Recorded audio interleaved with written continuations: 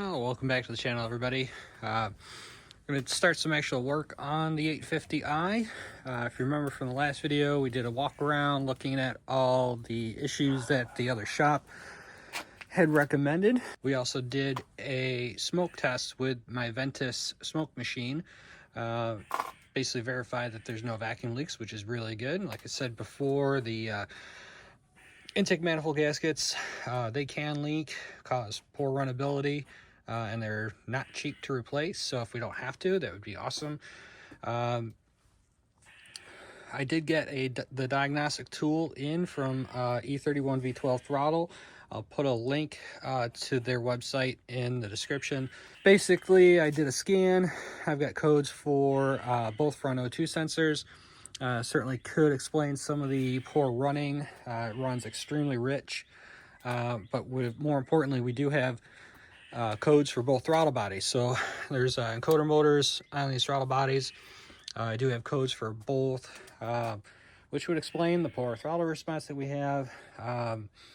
This bank of cylinders actually totally shuts off after a few seconds of running.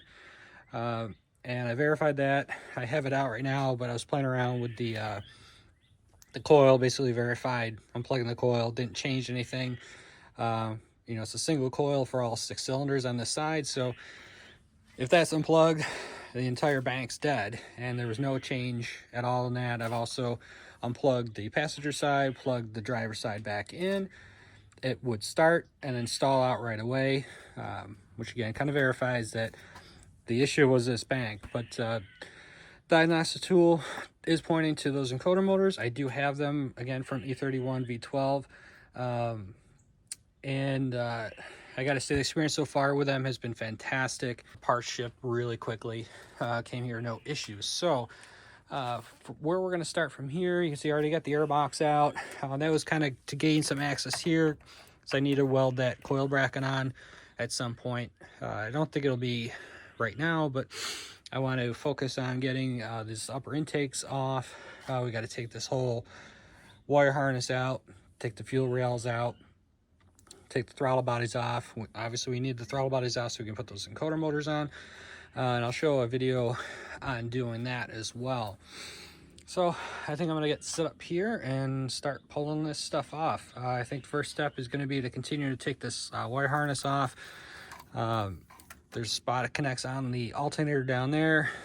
Unclip everything and it should just kind of fold away. We'll get that out of the way, then we can start taking those intakes off. As we do have to replace valve cover gaskets. They were noted as leaking, although I see very little evidence of it, but I do want to see inside there. There are oil spray bars that can come loose, and you lose some top end oiling, which can cause, you know, excessive damage to the cams. And we also want to take a look at those lifters to see if that's what's ticking. Hopefully I can take a little peek at the timing chain tensioner as well, and you know, see if that's what's making some noise, see if it's loose or broken, because that's a lot bigger job. And I'm hopeful that it's just the lifters that need to be freed up, and that's what's causing that noise. So I'm gonna get set up here, start pulling some of the stuff off. I'll bring you along here a little bit. All right, so we got some progress. So you see we got that wire loom all the way out of the way. Pretty much you just have the fuel injectors, all 12. Then underneath the oil cap, there are 4 connections. You got to undo 4 10mm bolts. That slides up and out. It's kind of a pain in the ass, but it gets there. There's one wire that goes down to the alternator. Unfortunately, it's frozen to the stud and it snapped off as I was undoing it, so we'll have to do a repair on that. That's not a big deal. Took the one throttle body off. Got to take this side off.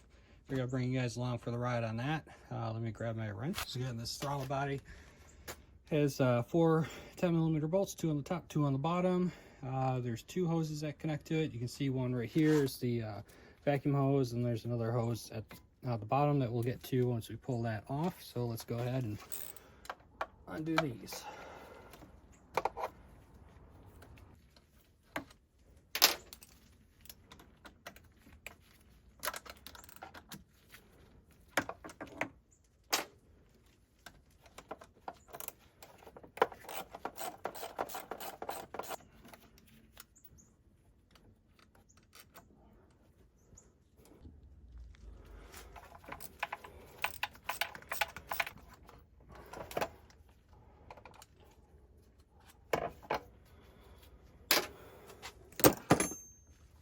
right, so we got that loose now. We'll go ahead and undo these two vacuum lines real quick. That one just pulls off. Driver's side actually had a clamp on it. This one doesn't. So I'm actually just using a trim tool. It works pretty good. Gets in there, pries that off. So now we got our throttle body free. Next step is going to be to pop the fuel rails off. Looks like there's just on each rail 2 10mm bolts. I'm going to do the line from the fuel pressure regulators, and the rail should pop right off. All right, so I got the fuel rails out of the way. So there was just 4 bolts, 2 here and 2 there that secure that. You got 2 fuel return lines up here. We're going to replace those before this goes back together because they're probably original and dry rotted. So now we're going to take the upper intake manifolds off.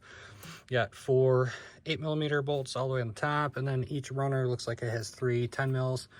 So I'm going to work on that. It'll be kind of hard for you guys to see, so I'll just bring it back as they come off.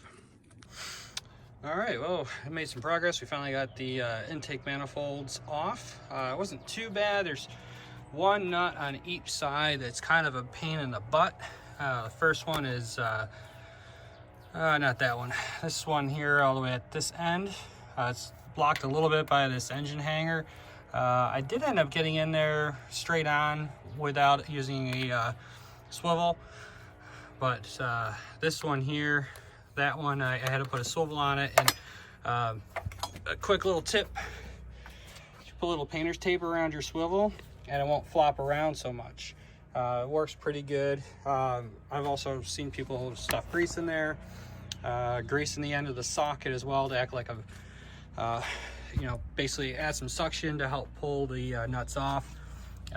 Or if you have a magnetic socket, that helps, because these lower studs here, you pretty much lose the nut as you back off. The top ones you can kind of reach in and grab the nut with the socket and pull it off so you don't drop it. I mean, they really can't go anywhere other than in this valley. It's kind of funny. Someone's definitely been here before, because some stuff was loose. That was one obvious sign, but also there was an extra nut down there. So there should be 24 10mm nuts, and I pulled out 25. So someone dropped one down there at some point. You can also see someone did some sort of gasket repair on that. I'm not going to touch that. It's not leaking. It looks fine. The valley pan, I've heard horror stories of people snapping those bolts off, so I'm not going to touch those either. Again, it's not leaking, so let's not touch it.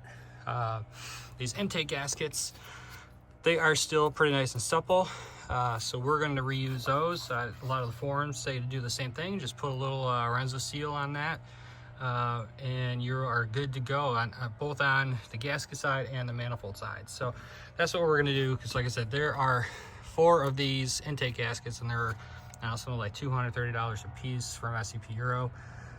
And they're in good shape. It's not a paper gasket that's going to tear, you know, like a traditional manifold gasket.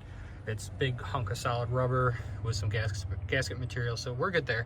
So next step, I want to pull these valve covers off and see what we find underneath there. The shop said that there was some leakage. I'm running my hand underneath there right now on this side, and look, totally dry. And let's check this side. Run it all along the edge. Get that out of the way. Totally dry. So they wanted to replace these valve covers for gasket leaks. The gaskets aren't even leaking. I mean, it's just, you know, some of the crap that I just don't, you know, I didn't agree with what they were trying to quote. It does look like we are missing a 10 mil here, so we'll match up some hardware. I got tons of BMW hardware laying around, so we'll make sure that's in there.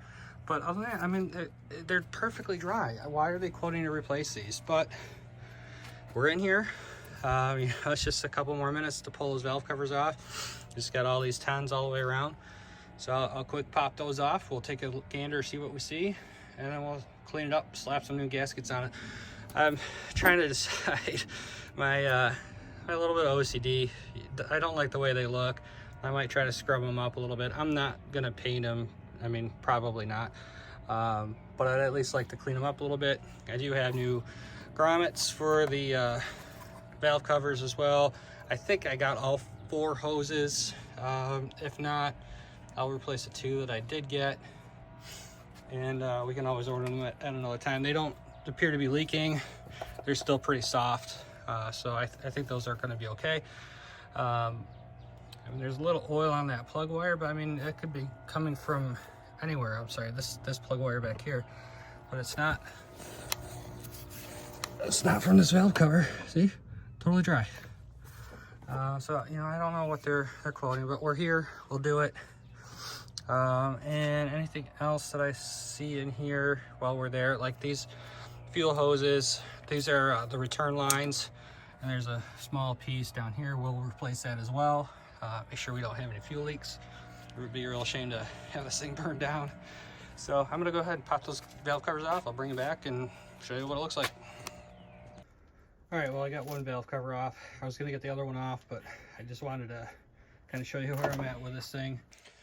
All right, so, and you can see I got one valve cover off. I'm about to pop this one.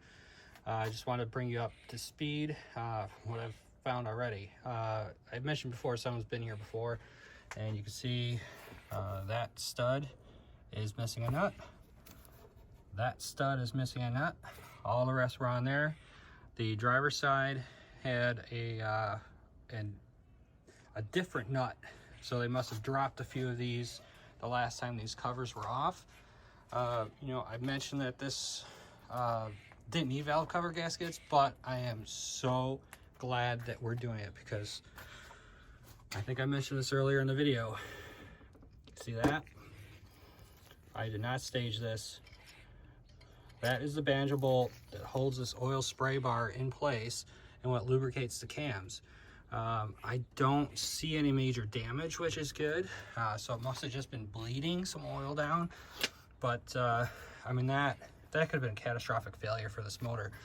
I do see a little discoloration, probably from some moisture on this cam lobe. If I'm really looking hard, this cam cap, well, it looks a different color, but I actually think that's just some of that milky moisture oil. And you can actually see it here in the valve cover. So that, again, is just condensation, guys. That does not worry me. There's a tiny bit back here. Again, you know, cars that sit and don't get heated up, you're gonna have some moisture build up in the motor. It'll mix a little bit and come to the highest point and kind of sit there. The good news is I don't see any sludge, which is really great. I don't see any other real damage to any of the cam bits, so that's good. But I am glad I'm not seeing anything real crazy here. I'm gonna go ahead and pop the passenger side cover off, and hopefully no surprises, but I'm betting that spray bar is loose on that side. So while it may not needed valve cover gaskets, we absolutely needed to take this off and check that, because again, that'll destroy the cams, send that crap all through the motor. Not be a good day. So let me get this side off, and hopefully no surprises. All right, guys, I thought I'd bring you along for Pop Goes the Weasel with his valve cover. Got all the hardware out. So the other side I was able to just kind of grab and pull off. So hopefully this one is too. Yep, there we go. Definitely hasn't been on there for all its life, but on there enough. All right, and here we go. Same, a little bit of milky underneath. You know, that's again normal. I don't see any issues there. Let's see, cam spray bar, tight. At least my finger out. Oh, that one's loose. You see that? That one's loose. So I'll have to look to see what the torque specs are on that. Make sure they're torqued down. Bring you guys in here a little bit. I don't see, anything alarming, thankfully. Again, no sludge buildup. A little bit of oil staining from probably less than ideal oil change intervals, but nothing that was catastrophic. But yeah, nothing crazy except for that spray bar. So it's, again, good thing that we're in here doing this. I have to do a little research and see what the torque spec is for that, and then again how to check these lifters without pulling the cams off.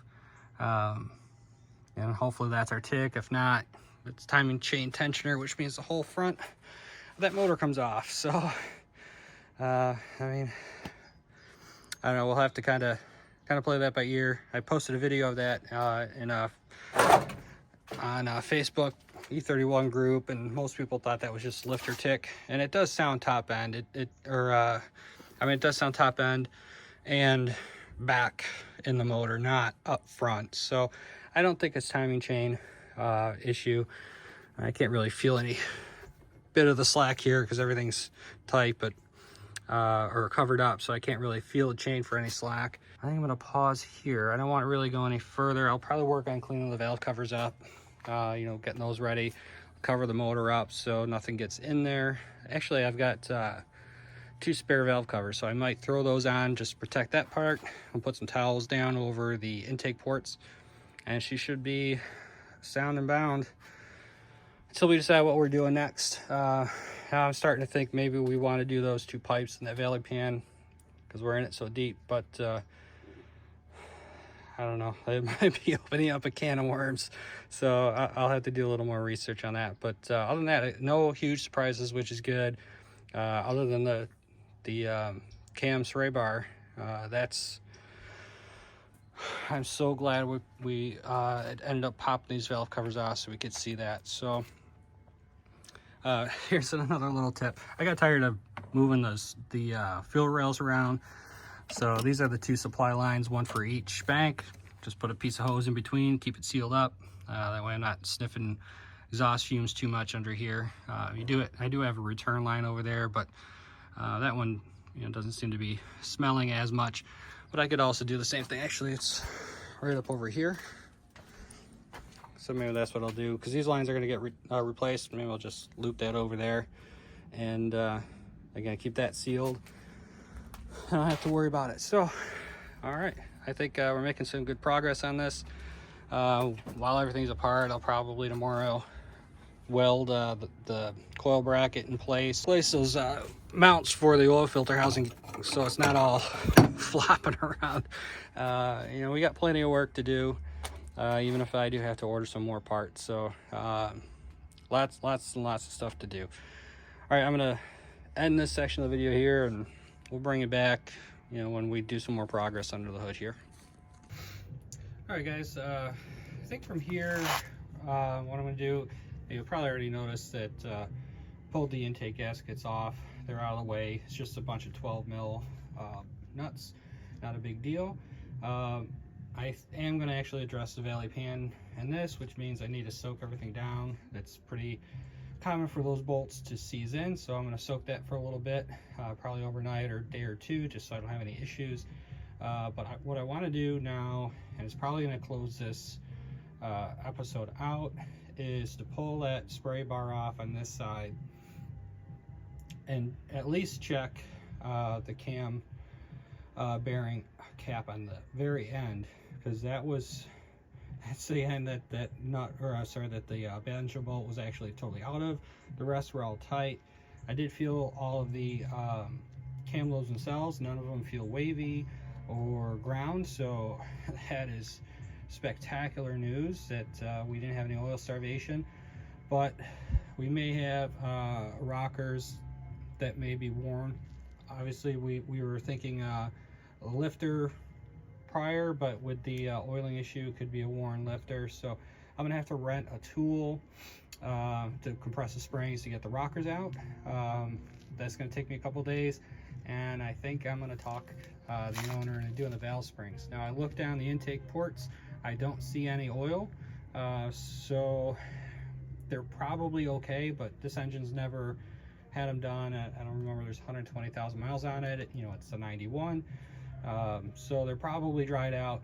We're this far, we might as well do a top end refresh. I'm gonna get the cam timing tools and make sure that the cams are timed properly as well. So yeah, this is turning in a huge case of while you're in there. So anywho, I'm gonna go ahead and get this bar off, and let's check it, make sure that there's no issue. All the banjo bolts are 12 mil, so let me just pop those off real quick. All right, so we got the spray bar off. You can see it right here. We'll go ahead and we'll clean and spray this thing all out before it goes back in the car. Let's pop that front cam cover off. That's the one I'm kind of worried about, that bearing might have some issues, seeing as that was totally backed off and likely starved. And if you were working on something like this and you wanted to actually remove the cam, which we don't want to in this case, the proper way to do it is to loosen from the outside in, and that's to basically allow the camshaft not to bind. Same thing when you just tighten from the center and work your way out. Obviously you just follow the manual, but that's the ideology behind it. So let's go ahead and pop this off.